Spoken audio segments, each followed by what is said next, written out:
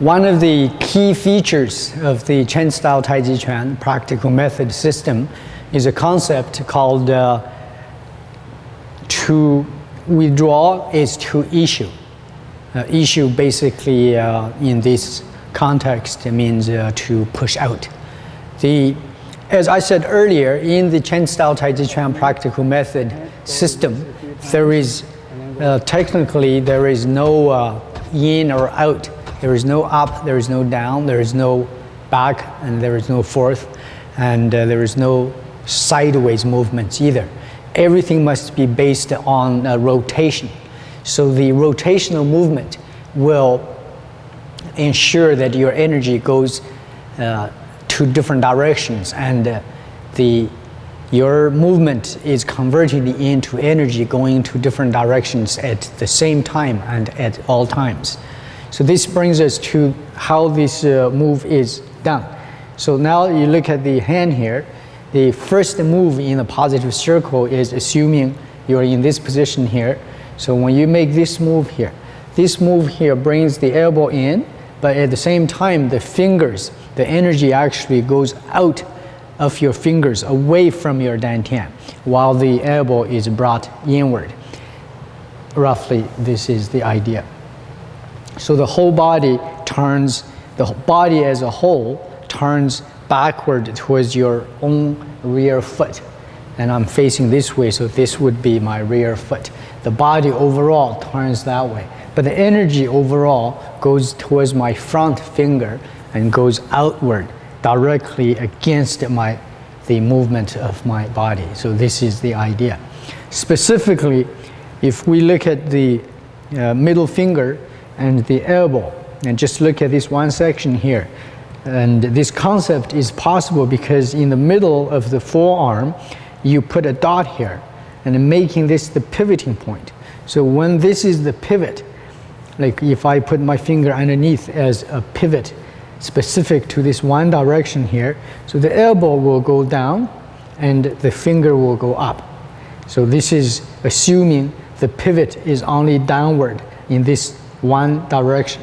But at the same time, we can put the pivot here, so the elbow can pull inward, the hand goes out. So if I go like this, you can see the elbow pulls in towards my Dan Tian and the hand goes out. And these are the two that we are actually using in this move.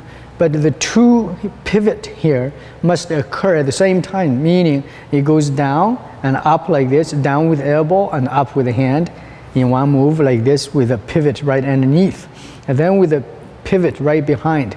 So the action will actually look like this here.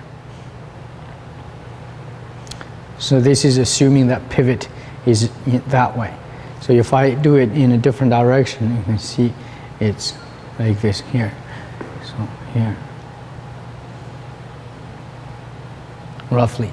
So in overall, as a part of the positive circle, so this action looks like this here.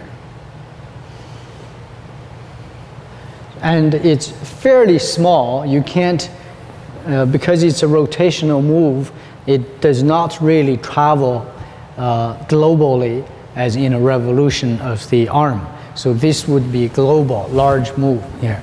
We are not going to do that. So what we are actually doing is just to cause this to happen stationary. So, but how do we move the forearm globally, moving like when you are in an application, the hand has to go out and has to come back, has to move sideways. And that is the job of the waist, of the quad, of the shoulder, your knee, and your foot, and also your stance, and also your stepping methods will take care of that. But the forearm alone itself only does a rotation like this here. So I'll put it in perspective in more actual movements here. So it's like this. Just look at the first move here.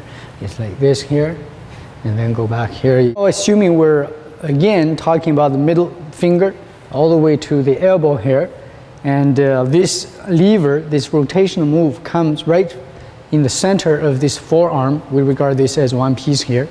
So the first is to put the finger underneath as a pivoting point. So because of this, when my elbow goes down, the finger goes up. So it causes this to happen. And while at the same time, I can put the finger here as a pivoting point here. So when the elbow goes back, the hand goes forward. In action, the finger is here and also is here. So I actually have a lot of freedom this way here.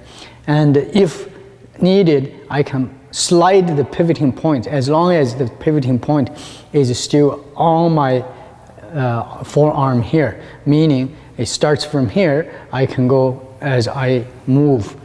You can see the pivoting point is fixed, but the arm can actually move like that. So when we are moving the elbow back and the pivoting points downward and backward here, these 2 points don't move. The hand action of it physically pulling backward does not change the nature of things. Meaning that when this move occurs, power still goes outward.